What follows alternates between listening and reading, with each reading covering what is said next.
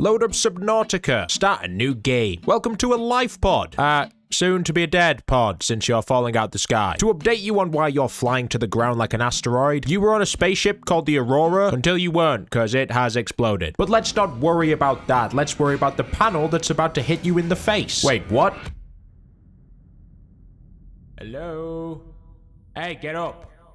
Listen, if you don't get up, you're gonna get cooked, and I can't get fired for letting another main character die. Just get that fire extinguisher. Good job. Trust me, a piece of metal to the face is much better than third-degree burns. Anyway, let's go check where you are.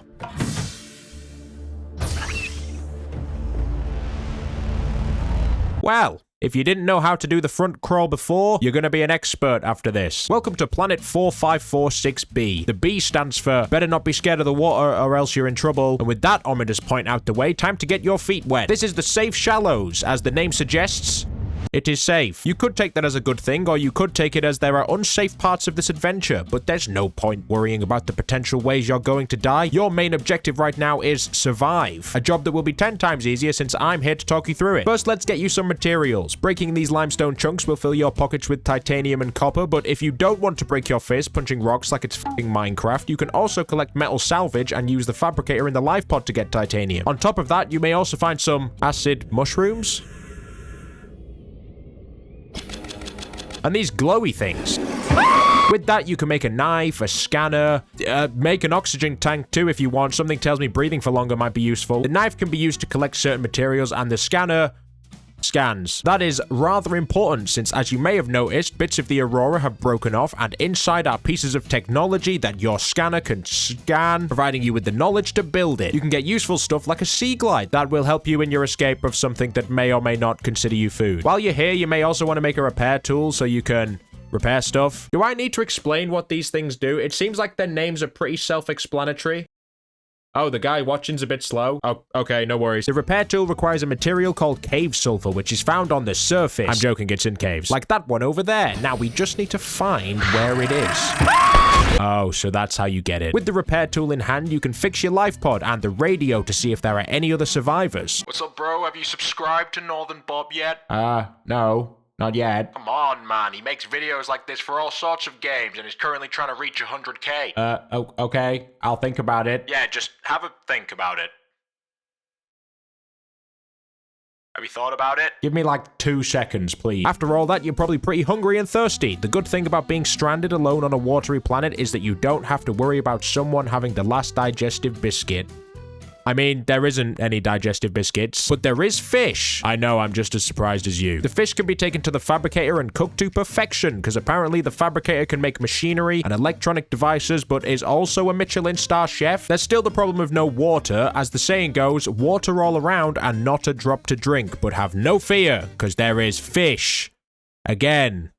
Stay with me on this. If you find this little guy and kidnap him from his home, the fabricator can turn him into a fucking water bottle. Like, what? That's worse than just being cooked. At least you've solved the food and water problem for now, even if your methods are slightly unethical. I hope while doing what humans do best, killing the wildlife, you've kept up with scanning for technology, as that's literally the difference between you getting out of this in one piece or me getting fired for letting another main character die. One piece of technology you might find is the mobile vehicle bay, a useful device that there's no recipes available. Okay, well, in other news, you've received a message from another survivor. Finally, you won't have to listen to the demanding voices of schizophrenia telling you what to do. They're dead. Oh, technology. Wait, a sea moth? That's a vehicle. Yeah, there's loads of fragments in the grassy plateaus. If you're unsure about where that is, look for the red grass stained with the blood of previous survivors. I'm joking. There's only reefbacks here, and they're only threatening because of the heart attack you'll have seeing something in the distance bigger than a house. I would be careful of the sand sharks, though. All the more reason to build a sea moth. That way, nothing will be able to hurt you. Probably. Thinking about it, why haven't we just gone to the Aurora to scan all this technology?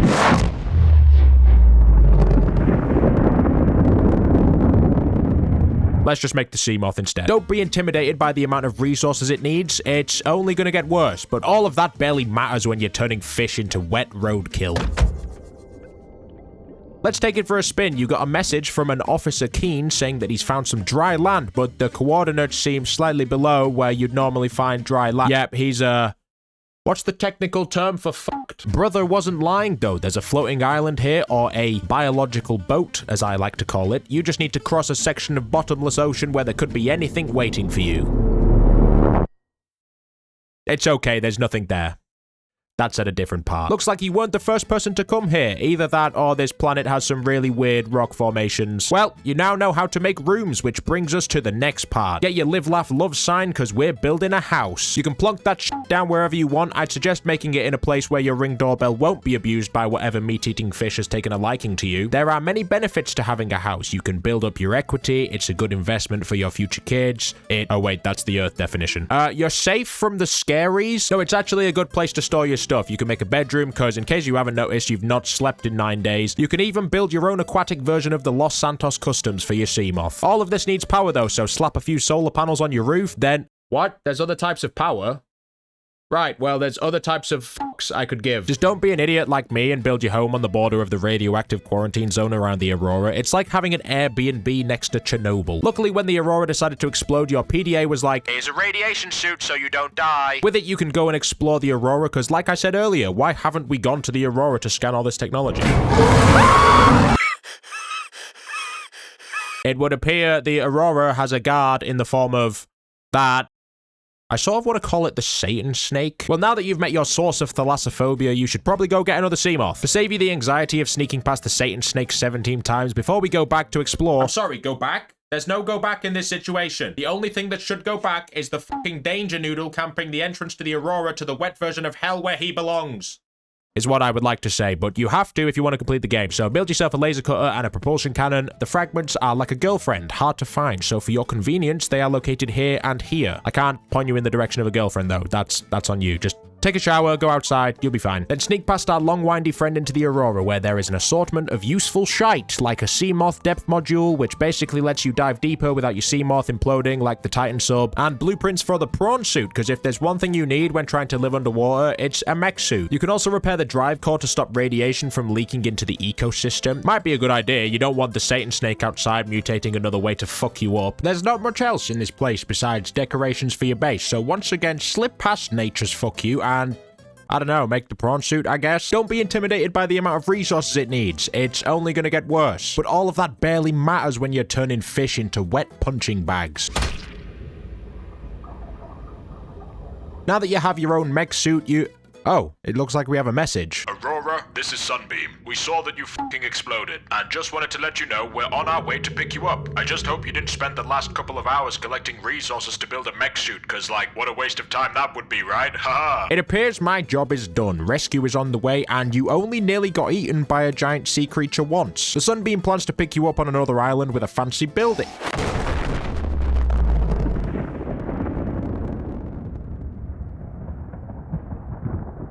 Wait a minute. That's not a building! You probably already know this, but having every rescue ship shot down is not a good method for getting rescued. So get this purple tablet, unlock this force field, and start looking for an off switch. That must be it. Ow! Fucking stupid off switch. The control panel is broadcasting a message. Translation reads, Oh shit, someone tried to turn the gun off. Yeah, that ain't gonna work. Only non-infected individuals can turn it off. And since you're hearing this, I'm not a doctor, but you might want to get that checked out. So for some reason, instead of making a sign on the planet that says, hey, we're infected, leave us alone, the previous group of pranksters just decided to create a big cannon that disassembles ships whenever they get too close. Also, you're infected with a bacteria, probably from the entire aquarium you've eaten since you've got here. It's not the end of the world, though. There's a disease research facility 800 meters below sea level. Slightly more difficult to reach than 20 minutes down the road to the hospital, so I think we're gonna need a bigger boat. If you go to the mushroom forest, you'll find a great deal of parts for the Cyclops. The only one you won't find is the engine fragments. They are in fact located at the butt end of the Aurora. Oh, there's also some in the underwater islands. I just wanted to see you get attacked by the Satan snake again. Don't be intimidated by the amount of resources it needs. It's only gonna get worse, but all of that barely matters when you're turning fish into wet roadkill again. Quick side note, so you're not scrubbing the seafloor looking for resources like a robot vacuum, build a scanner room. It's a room that scans. The Cyclops is basically just an aquatic camper van. You can pack up your life and set off on a watery road trip, because whoever built these alien facilities decided the surface filled with Satan snakes wasn't inconvenient enough to get to. The note said that this facility was 800 meters down, but whereabouts could that be? Psst. What? You're supposed to tell them. Oh, right, yeah, that's my job. It's in the Lost River. Listen, I promise I'm not pranking you this time, but if you go past the button of the Aurora, you'll find yourself in the big floaty ball world. You can get your hands on a Cyclops depth module, because, spoiler, you're going down below 500 meters. You'll also come across another base from the people who were here before you. I'm not going to tell you their story. If you want to know, stop being scared and go play the game. But finish the video first. I need the watch time. Eventually, you'll find the Lost River, now just called the river, since it's no longer lost. Never mind, it can stay lost. Yeah, you thought you'd left the scaries behind on the surface. You've got two options here. Sneak past the glow-in-the-dark charging cable like he won't notice the Navy sub producing enough sound to annoy a deaf person, or box the fuck out of it. How do you like me now? Oh, a message. I thought everyone would be dead by now. Destroyed. Mode. Patrol. New targets unaccounted for. 1.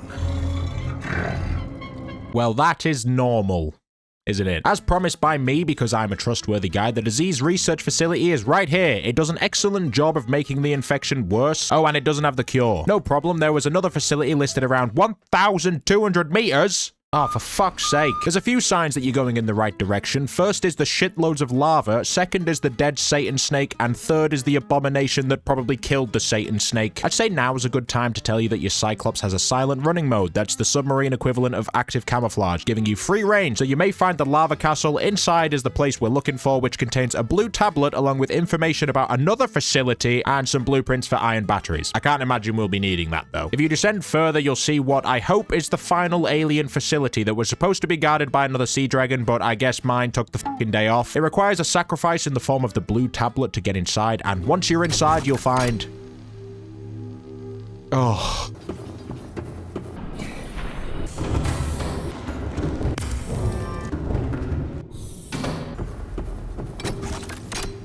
Whatever's at the end of this huge inconvenience better be worth it, because this bacterial infection ain't gonna fix itself.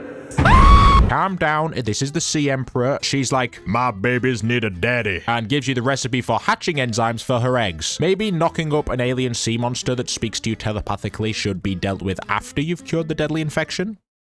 No?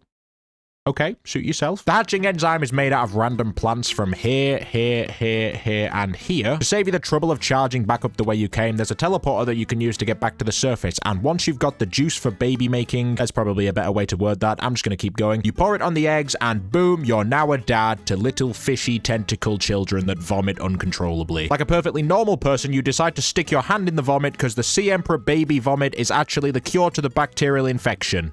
I'd love to have been at the meeting where that idea was put forward. And with the curing of the infection comes the switching off of the big building, the big gun, the reason you're now a father of 5. Oh shit, you cured the infection and you became a dad?